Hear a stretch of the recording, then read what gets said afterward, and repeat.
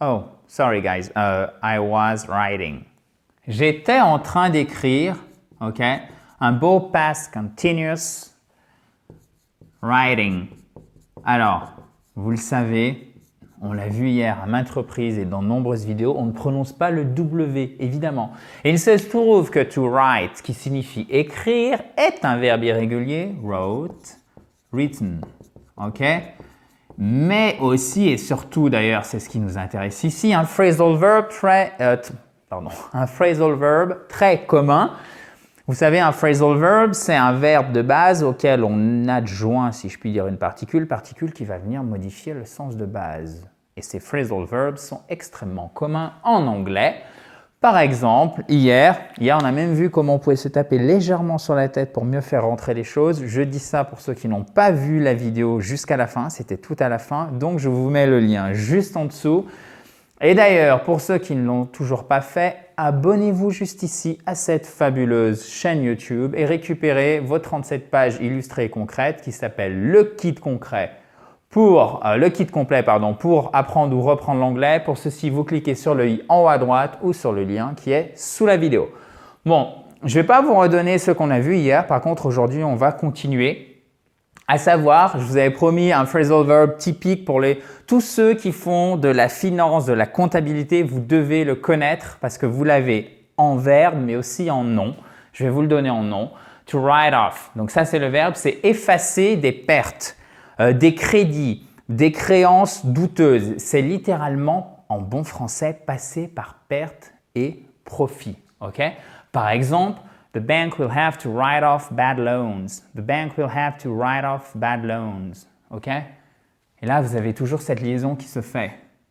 Voyelle, consonne, voyelle, voyelle. Ici, si vous avez un espace, vous avez une liaison. To write off. Ça se prononce bam, d'un trait, ok? The bank will have to write off bad loans. Alors là aussi, si vous êtes dans la finance compta, bad loans, c'est facile à retenir, des prêts mauvais. C'est quoi? Des emprunts, des crédits. C'est la même chose hein, en français. Enfin, c'est pas exactement la même chose, mais c'est synonyme. Douteux, ok? Alors, en nom, vous le verrez, a write-off. C'est une dépréciation en fait. Par exemple, si vous passez une dépréciation pour créance douteuse, si vous passez par pertes et profits, you're doing what? A write-off. Ok? Donc ça, c'est le nom avec, évidemment, comme c'est un substantif, un nom, ici, vous mettez bien le tiret. Ça ne marche pas. A write-off. Il faut vraiment avoir cette discipline de mettre les tirets correctement au bon endroit en anglais, de la même manière qu'il faut mettre les majuscules, par exemple, à tous les adjectifs de pays de nationalité. A French guy. Vous avez, je digresse mais pas longtemps, vous avez une majuscule en anglais, on n'en a pas en français. En français, on a une majuscule seulement si c'était un nom, ok? Donc faites vraiment attention. Par exemple, France. Ok? Alors que là, français, adjectif, en anglais, on a bien la majuscule. Donc faites bien attention aux majuscules, faites bien attention au trait d'union ici, quand on passe notamment du verbe. Vous voyez que, pardon, évidemment ici on n'a pas de trait d'union, ok? Alors qu'ici, comme c'est un nom, on a évidemment un trait d'union, ok? Mais, faites bien attention, c'est là où il faut se méfier. To write off, ça veut aussi dire to ask for something, demander, réclamer quelque chose, attention. En français, c'est un transitif direct, c'est-à-dire que juste après le verbe, vous pouvez mettre votre complément sans rajouter de préposition, demander, réclamer quelque chose, quoi? Alors qu'en anglais, il faut passer par la voie indirecte, c'est-à-dire rajouter la particule for, to ask for something, ok? To request. Ce qui donnera par exemple, you should write off for more details. Tu devrais écrire pour demander plus de détails, mais demander au sens réclamer, ok? Alors nous, au bon français, c'est un verbe qu'on utilise assez souvent, to request, ok, to ask for. Donc c'est pour ça qu'il est aussi intéressant, bon je plaisante, c'est sur le ton de l'ironie, vous l'avez compris, de le rajouter. Je répète encore, c'était du second degré pour éviter d'avoir des personnes qui s'enflamment dans les commentaires juste en dessous. D'ailleurs, n'hésitez pas à laisser le vôtre si vous le souhaitez. Vous avez vu la différence, même phrasal verb, et pourtant ça n'a rien à voir. Hein. Passer par pertes et profits, to write off, et to write off aussi veut dire to request, to ask for, you should write off for more details. Tu devrais écrire pour demander plus de détails. Pourquoi je radote et je me répète? Parce que c'est avec la répétition que vous allez pouvoir assimiler plus facilement. Écrire, rédiger. Il y a plusieurs façons de le dire. To write out, to write up. Par exemple, in my letter, I wrote out all the necessary details. In my letter, voyelle ici, on a nos deux T. Qu'est-ce qui se passe? Notre T, il va être compressé sous la pression des deux voyelles qui se situent à sa droite et à sa gauche. Et il va devenir presque un de. Letter, letter. Avec évidemment un accent tonique ici. In my letter, I wrote out all the necessary details. In my letter, I wrote out, comme dans down, ok? Out all the necessary, il faut bien faire attention, c'est l'accent tonique qui sera la première syllabe. Pour nous, ce n'est pas intuitif. Hein? Necessary details, ok? In my letter, I wrote out. Si je fais vraiment, boum, d'un trait, I wrote out. C'est pour ça que c'est dur à comprendre. On reprend. In my letter, I wrote out all the necessary details. In my letter, I wrote out all the necessary details. J'exagère un petit peu, mais vous voyez la différence? Quand c'est un native speaker qui le prononce, c'est-à-dire quelqu'un dont l'anglais est la langue maternelle, c'est pour ça que c'est plus dur à comprendre.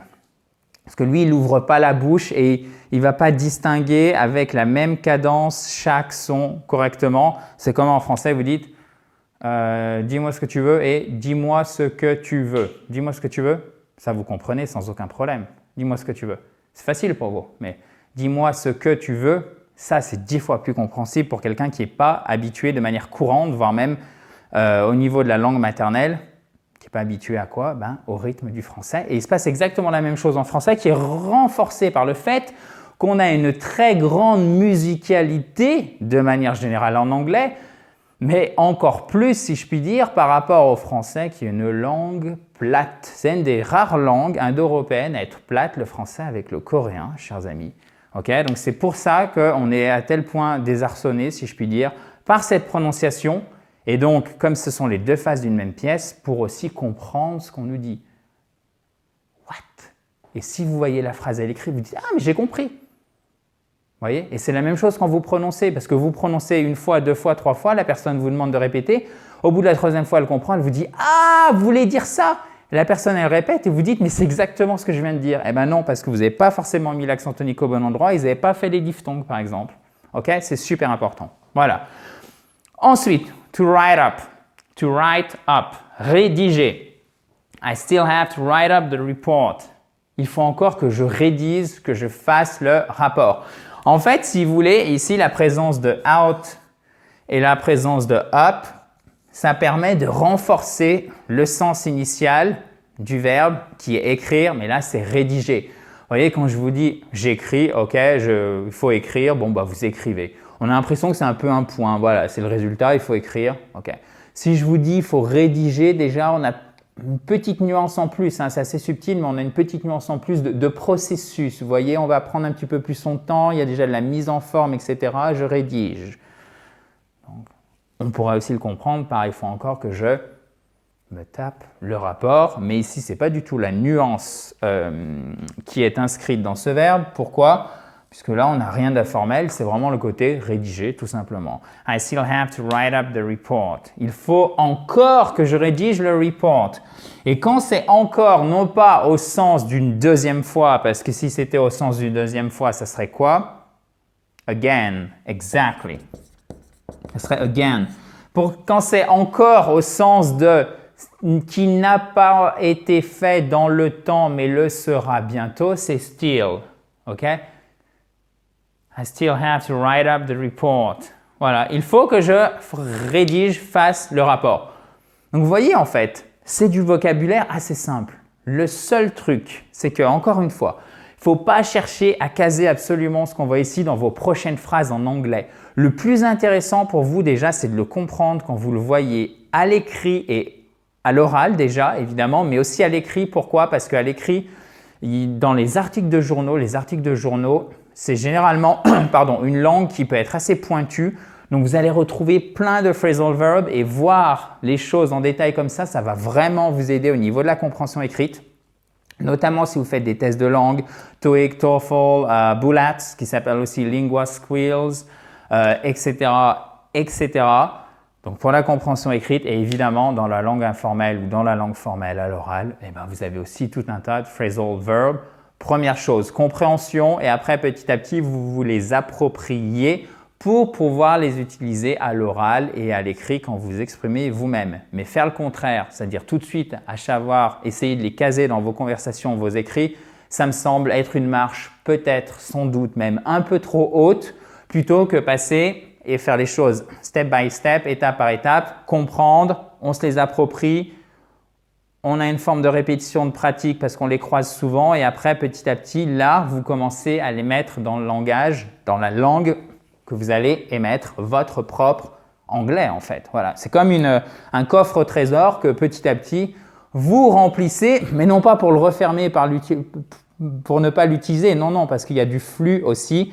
Il se remplit, vous enlevez des choses, etc. Ah oui, c'est une langue vivante, chers amis. Donc, je ne sais pas si la comparaison était habile et utile, mais en tout cas, j'espère qu'elle vous aura vraiment compris la façon dont on utilise bien ces vidéos concernant les phrasal verbs. Je vous dis donc à demain, chers amis.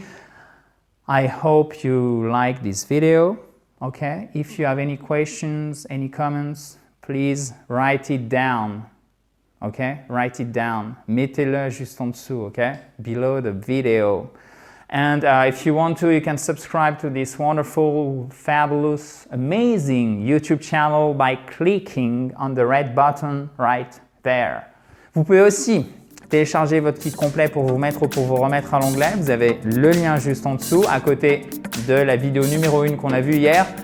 Et si vous n'avez pas le lien, vous pouvez cliquer sur le i en haut à droite. If you're on Facebook or Instagram, it is right above my head, juste au-dessus de ma tête. Chers amis, à demain, dans la joie et la bonne humeur, bien évidemment. Bye bye!